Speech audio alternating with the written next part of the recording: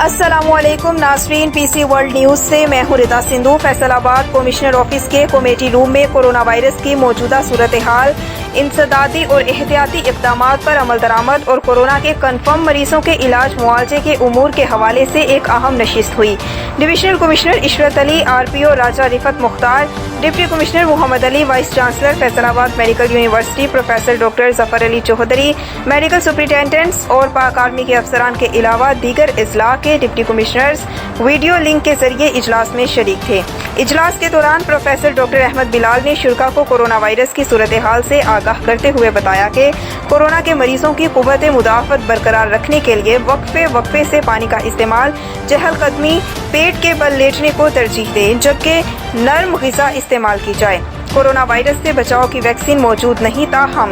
معمولاتی زندگی اور رہن سہن میں تبدیلی لا کر اس کو شکست دی جا سکتی ہے اور مریضوں کا اسی طریقے سے علاج کر کے انہیں صحت مند بنایا بھی گیا ہے۔